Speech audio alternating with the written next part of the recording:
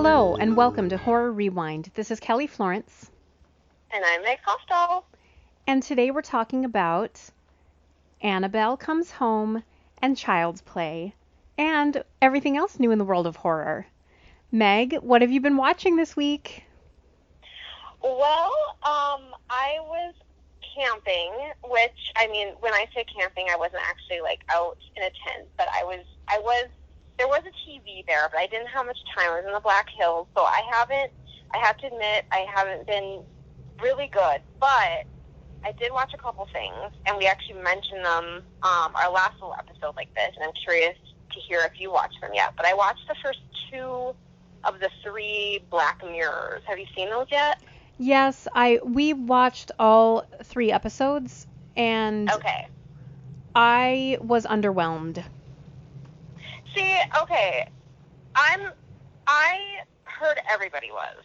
So I was like, okay, I went into it knowing that everybody was just like meh about it.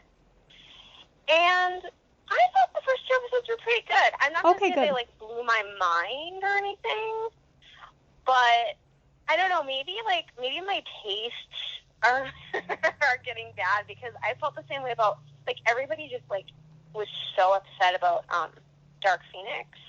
So I went into it with extremely low expectations. I was like, well, this is probably gonna be bad. And then I was like, oh, that actually wasn't terrible. It wasn't perfect. The dialogue was stilted, but it was okay. And I just felt like people were so upset by it. And the same with Black Mirror. People seemed really upset, it wasn't good. And I don't know. I kind of liked the first two episodes. I have not seen the Miley Cyrus one. Is that one terrible, or what No. was your feeling on that Okay, particular one? so I think, like you were saying, expectation wise, I went in with very high expectations because Black Mirror has Yeah. always blown my mind. And so the first Yeah. episode, I kept waiting for it to take it to another place that it never went. And it was fine. I mean, I didn't hate it. The second episode, I was really happy because Andrew Scott is in it, who's our hot priest. Yes. And I did like that one better. But I didn't love it. It's not in my top 10 episodes of Black Mirror. And the Miley Cyrus one, no spoilers, but I think that one's probably my favorite of the three this season. Oh, okay. Interesting. Yeah, no, here's the thing. I felt like they were, the two that I watched, I felt like they were good in that they had messages in both of them, but maybe sometimes when they're leaning too hard on that, and that maybe that was too big of what they were trying to say, and then they kind of forgot that you need to blow our minds simultaneously or something, because obviously both of them had pretty heavy-handed things to say, which I appreciated. I thought both of them had things that I definitely care about and agree with. But yeah, I see how maybe they were quite different from the other ones, and maybe they weren't quite as good. But I still enjoyed them. I still thought they were good, and yeah, I think expectations are so important, because I'm sure if I went into Dark Phoenix thinking it was going to be this amazing movie, I probably would have felt differently too. So it matters, I guess. And then comes the question, how much should we listen to people before we go in or out, before we go into a movie? How much do you listen to critics and stuff like that?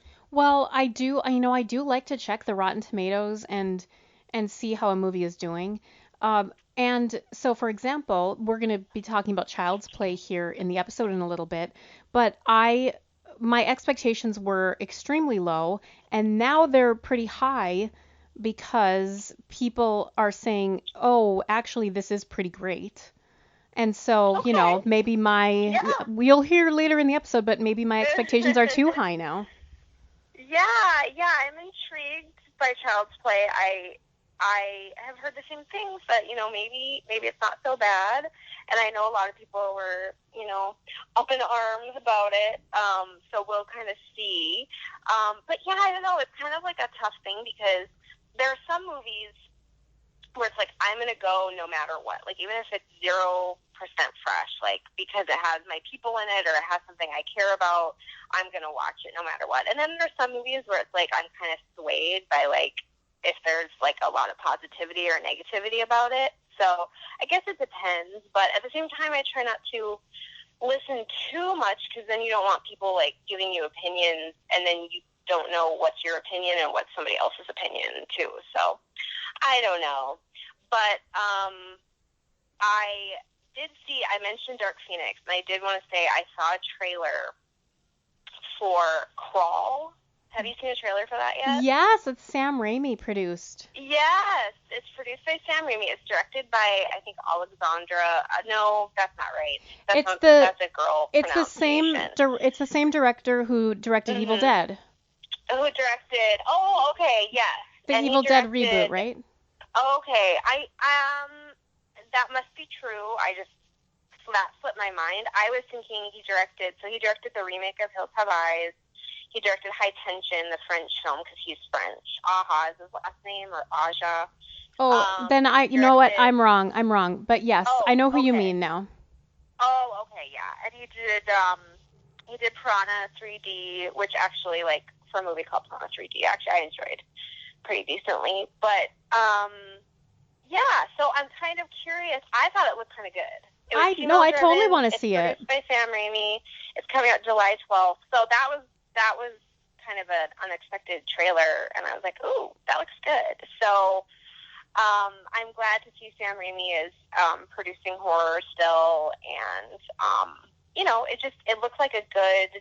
I don't know if I've ever seen like a decent alligator/crocodile horror movie. Have you? Well, no, and I feel like it's sort of, that tends to be cheesy, but that one looks legit. Yeah, I mean, they did a good job of like making it seem like, okay, like I didn't even know what was happening yet, and then it seemed like even the flooding and the storm aspect seemed scary to me. But that might be my own PTSD. But and so then when they brought in the crocodile or alligator, I don't know the freaking difference. Then it seemed scarier. So, and it seemed cool, yeah, and not cheesy. So I'm excited about that. Good, yeah, I'm excited for that one too. And I think we saw that trailer before Brightburn, and so I mentioned it on that review. It looks good. And you know, speaking of expectations, we talked about this a couple weeks ago. I said I heard a lot of people saying good things about Good Omens. I was like, I don't know, yeah. I might give it a chance, and I went into it with my arms crossed, like, well, whatever. But guess what, Meg? Yeah. I freaking loved it. Really? Okay. I don't think it's your thing, though. I think just from, like, I think from what I know about you and, like, where your, like, line is drawn in, like, the world of fantasy and sci-fi, I think that this is crossing that line for you. It. But okay. Did you finish American Gods, and, like, what do you think? I'm struggling. I am on the struggle bus. I have, like, I'm listening to it on Audible, and I have, like, 2 hours left, and it's, like, I was doing okay, and then the last, like, 3 hours have been, like, just really hard on me. And, like, I'm the type of person I tend to read, like, more than one book at a time. So I mentioned before I was reading Lucy's story. So on the way back from the Black Hills, I read Lucy's story, like, the entire way home, the whole, like, 8 or 9 hours, and it was amazing. I loved it. And it's like, there's just a difference between a book that you could sit and read for 8 hours straight, or a book that you're just struggling through. And so I could see how, if Good Omens is, similar, I might struggle. But at the same time, there are things that Neil Gaiman has written that sound really interesting to me. So I don't want to, like, completely. And also, he's a good writer, so I don't want to, like, just throw him away. But I don't know. Well, and Does it make you want to watch American Gods? We started American Gods, and we did not continue with it because it was like, wait, I don't know, like, it just was one of those things we didn't come back to finish. And so it might just be the tone or something, I don't know. But yeah, you never know. But the funny thing that happened in the news in the past week with Good Omens was that, some Christians started a petition asking Netflix to cancel Good Omens, but of course it airs on Amazon Prime. And so Netflix said, yep, we won't make any more episodes of Good Omens. And Amazon said, yep, we won't make any more episodes of Stranger Things. So good for them. Oh, yeah, and of course the fact that again, people are up in arms about it makes you want to watch it more. Exactly. But, So of course they probably got the opposite of what they set out to do, but oh well.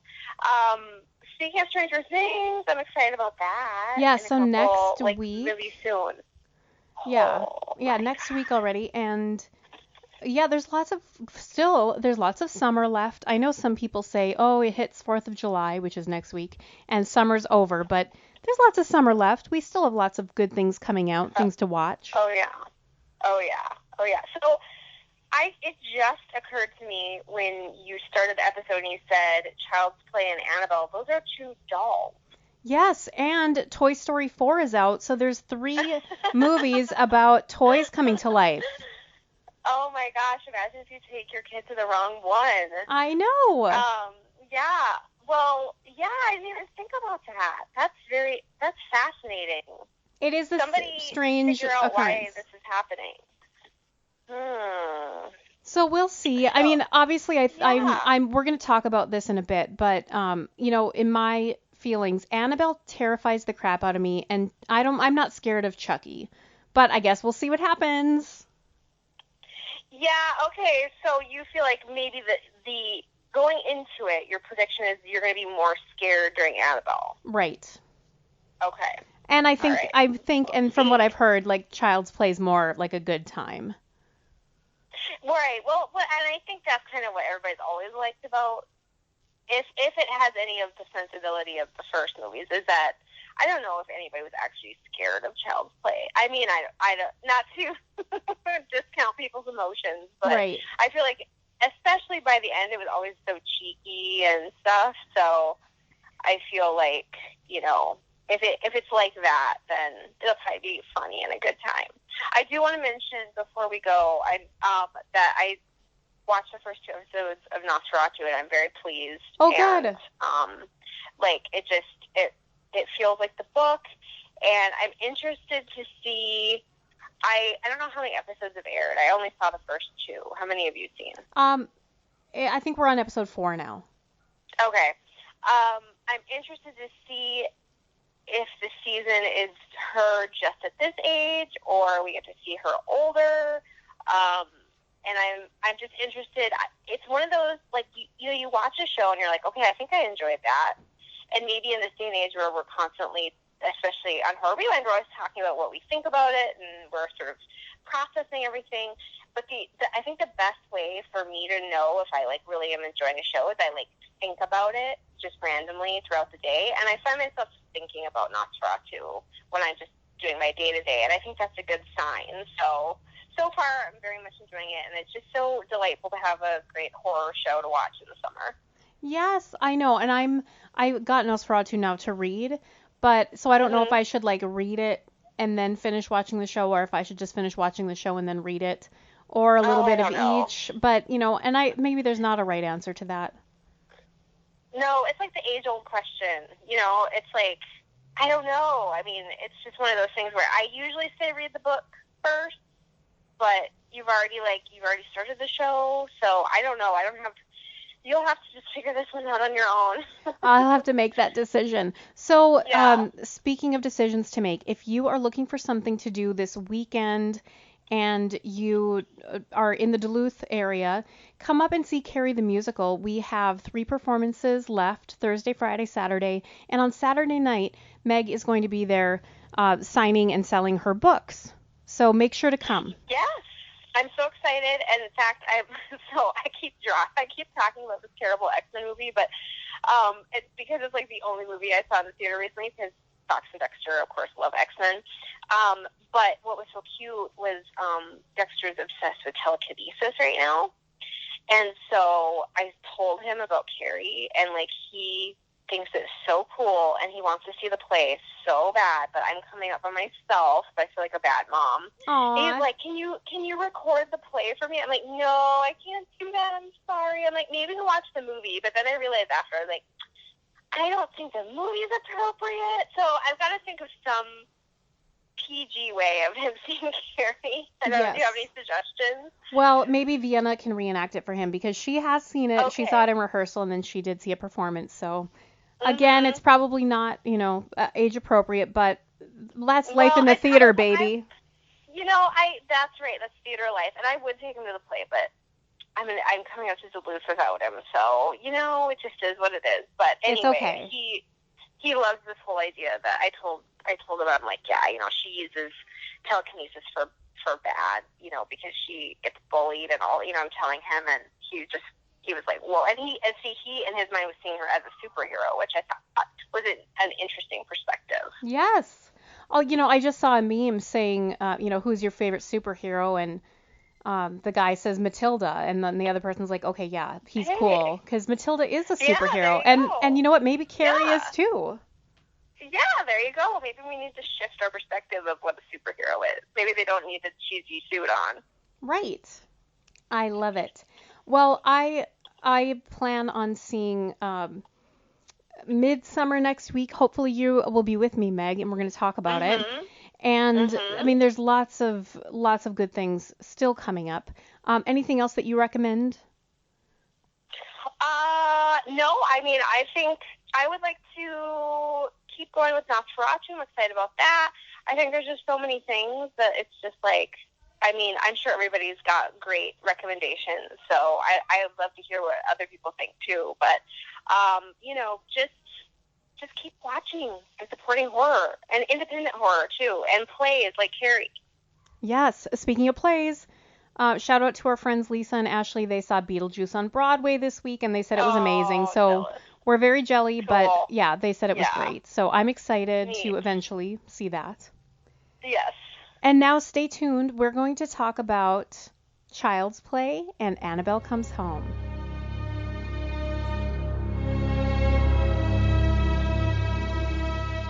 So Kelly and Campbell here. We just got out of Annabelle Comes Home and Child's Play, and we saw them in that order. This will be, first of all, spoiler free, just to say initial thoughts, and then we're going to get into spoilers. So if you haven't seen either of them yet, beware. We'll get into spoilers in a bit. My take, though, is OMG, go see Child's Play. I had low or no expectations, and it blew me away. Absolutely, hands down, one of the most fun times I've ever had in the theater in recent memory. What an excellent movie. Annabelle Comes Home, it was solid, but Child's Play really blew it out of the water for me. Anything you want to say spoiler free? Child's Play is pretty gruesome. It's funny at the beginning, and then at the end it gets pretty gruesome. Yes, good point. Okay, so let's get into each movie. Annabelle Comes Home is, of course, another Annabelle movie. It's in the Conjuring universe. The Warrens are in it briefly in the beginning of the movie and in the end. It follows the story of their daughter Judy being babysat, and a friend comes over whose dad recently died, and she's feeling guilt about his death, and she really wants to contact him. And so she goes into the room of all of the cursed objects, which no one should ever go in, and she awakens Annabelle and lets her out of her little structure there, which we find out is blessed, and then she's sealed in with cathedral glass, which was nice because I don't know that we necessarily knew that before. There's a lot of creepy things happening. It's sort of a slow-paced movie. There's some jump scares, but just a lot of creepy imagery, like things that we see in the background that the characters don't see. There's like the fairy man who you pay, with the coins on your eyes, and so there's a lot of dead bodies with coins on their eyes, which is gross. Annabelle, of course, is disgusting and scary, and anytime I see her face peeking out from somewhere, I'm mortified. I liked there was this part with this, I don't know if the TV was cursed or haunted or something, but the friend was able to see herself in the TV, and it was just a few seconds ahead of what was actually happening, and that was a really scary part. It was a good concept because you don't know if she's going to follow through with what she's doing on the TV screen, or if it's really predicting the future, or if it's trying to get her to do something. So that was really scary. And there was this woman in a wedding dress, and that caused people to be violent. There's a nice scene too where they end up using footage of an exorcism in order to get the friend out of the cursed dress. And so there's some nice moments. There's a boyfriend character and a love interest named Bob, and he was pretty funny. And he ended up surviving. I think they all survived. Nobody died in that movie, did they? No, no one died. Everyone lived. So that was pretty amazing for, I think, for a Conjuring movie, or maybe people don't normally die, but it was pretty good. I think we should rank Annabelle Comes Home on a scale of 0 to 10. 0 being you hated it, 10 being you think it's a perfect movie. I think our scale should be the memory bracelets with the picture of the person that you are trying to reach that is deceased. So how many bracelets do you give Annabelle Comes Home? I'd give it about 7 or 8. I'm giving it 6.5. I think it was solid. It's a nice entry into the Conjuring universe. It didn't blow my mind. My expectations were pretty high, though, because I feel like the trailer scared the crap out of me every time I saw it. And that scene with Annabelle in the bed is by far the scariest moment in that movie. Moving on to Child's Play. People had their doubts. I was one of them. I wasn't sure, especially when the image was released of the new Chucky doll, how this was going to play out. Is it going to be cheesy? Is it going to be horrible? Is it trying to be scary and it's not? But let me tell you this. It absolutely hits 100% the tone it's going for, and it nails it. I was thrilled, blown away, surprised, floored. Let me name a few more cliches. All of the above. It surprised me so much. It was so funny. It had so many nice homages to the original, also just to horror in general. It was a well done movie, hilarious, gruesome, as Campbell mentioned, and never disappointed. It's a nice concept because it's this Caslin company, and so Chucky is connected in with the cloud, and he's able to control multiple things. And I also love, this is all spoilery now, but I love how he's not possessed by the soul of a serial killer. They even mention serial killers, or who are those kids out there? They could be serial killers. He is actually just deprogrammed or programmed to not have any morals and not have any rules, and then so he just sort of learns by watching and doing all the bad things. And it is so great, and they take it to places where I never expected. The characters were amazing. I love the relationship between the mom and the son. I love the neighbor lady and her son, who ends up being the detective. The friend characters were awesome. Wow, that poor cat. I don't believe in animal deaths, but wow, he had a gruesome death. And oh my gosh, the boyfriend, that death scene and his face being brought on a watermelon to Andy as a present. Oh my goodness gracious. Wow, what an amazing movie. I had no idea. And so congratulations to everyone involved. It was hands down, like I said, one of the best movies I've seen in the theater in a long time. Well, let's rank Child's Play on a scale of 0 to 10. 0 being you hated it, 10 being you think it's a perfect movie. What should our scale be? People that Chucky kills. Okay, so how many do you give Child's Play 2019? I'd give it around 9. I'm giving it 10. 10 out of 10. I don't give many 10s, but I am giving Child's Play 10 out of 10. I truly believe it was perfect. I loved it. I can't even believe I'm saying this because, like I said, I had my doubts. And I was going in with pretty high expectations because everyone kept tweeting about it over the weekend, but guess what? They were right. So listeners, that's our recommendations for this week. Make sure that you check out next week's episode when we're going to see Midsummer, and I'm hoping that it makes me as happy as this movie did. I don't know if it will. We ended up seeing that preview, and what was the other preview that we saw that was really entertaining? Ready or Not. Yes, so it's a couple gets married and then they have to play a game. as the new person enters the family, and they're going to play a game of hide and seek, but it's not regular hide and seek. They're going to try to kill the new bride. It looks pretty fun. It looks like a good horror movie. We saw a lot of good previews actually tonight. Yeah. So, until next time, we'll see you in the horror section. See you in the horror section.